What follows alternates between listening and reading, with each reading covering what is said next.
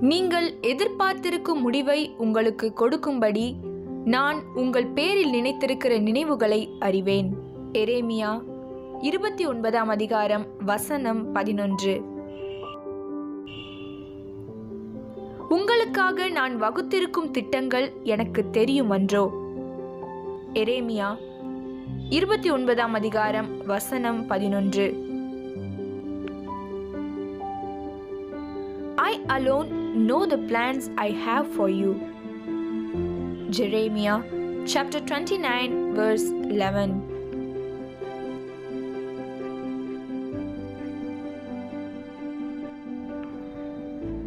கிறிஸ்துவுக்குள் பிரியமானவர்களே, எல்லா காரியங்களும் கடவுளின் திட்டத்தின்படியே நடக்கிறது என நம்புங்கள். யோபு தம்மிடம் இருந்ததெல்லாம் பிள்ளைகளும் சொத்துக்களும் ஆரோக்கியமும் கூட தேவனுடைய இலவசமான ஈவு என்பதை அறிந்திருந்தார். தேவன் விரும்பினால் அவை அனைத்தையும் எடுத்துக்கொள்ள எல்லா உரிமையும் அவருக்கு உண்டு என்பதையும் அறிந்திருந்தார். அதனால் அவர் அனைத்தையும் இழந்தபோது அவர் தேவனை தொழுது கொண்டு, கர்த்தர் கொடுத்தார், கர்த்தர் எடுத்தார், கர்த்தருடைய நாமத்திற்கு ஸ்தோத்திரம் என்று சொன்னார். ஒருவன் எல்லாவற்றையும் வெறுத்து விடுகிற நிலைக்கு வரும் வரை தேவனை உண்மையாக தொழுது கொள்ள முடியாது. அதாவது என்னுடையது என்று எதையும் சொந்தம் பாராட்டும் உரிமையை விட்டு கொடுக்கிறவனே தேவனை உண்மையாக தொழுது கொள்ள முடியும். எனக்கு என்ன நடந்து கொண்டிருக்கிறது என்பதன் ஒவ்வொரு விவரத்தையும் தேவன் அறிந்திருக்கிறார் என்று யோபு கூறினார்.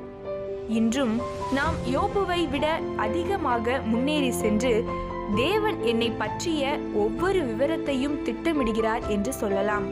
நாம் தேவனிடத்தில் அன்பு கூர்ந்து நம்முடைய வாழ்க்கையில் அவருடைய நோக்கத்தை மாத்திரமே நிறைவேற்ற பிரயாசப்படும் போது நம்முடைய பாதையில் வர தேவன் அனுமதிக்கும் அனைத்துமே அவருடைய பூரண ஞானத்தினாலும் அன்பினாலும் அவரே திட்டமிடுகிறார். கிறிஸ்துவின் சாயலுக்கு ஒப்பாக நாம் வளருவதற்கு ஏதுவாக அவை அனைத்தையும் மாற்றுவதற்கு அவருடைய சர்வ வல்லமை போதுமானதாக இருக்கிறது. உத்தமனும் சர்மாக்கனுமாய் தன்னுடைய காலத்தில் இருக்கிறான் என்று யோபுவை குறித்து சாத்தானிடம் தேவனால் சுட்டிக்காட்ட முடிந்தது.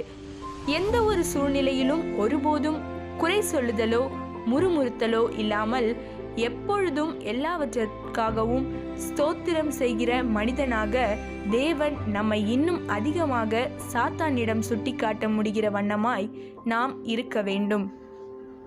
ஜெபம். ஆண்டவரே, நீர் எங்களை நன்மையால் நிரப்புகிறவர். எனவே உமது திட்டத்தின்படி எங்களை வழி நடத்தும். ஆமேன்.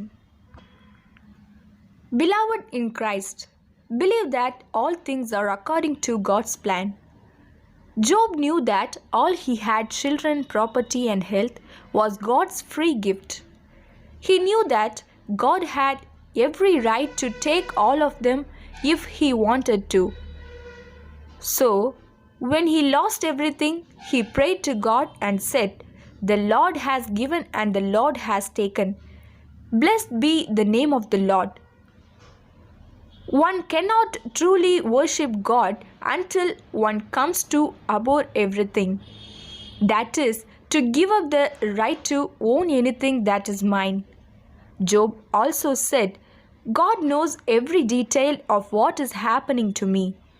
Today we can go further than Job and say, God plans every detail for me. When we fall in love with God and strive to fulfill His purpose in our lives, all that God allows to come our way is through His perfect wisdom and love.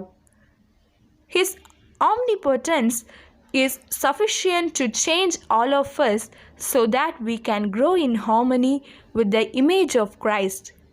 God was able to point Satan to Job, that he was in his day the upright and the righteous.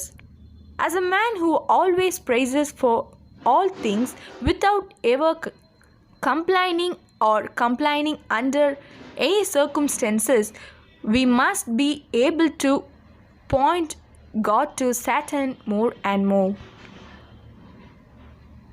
Prayer.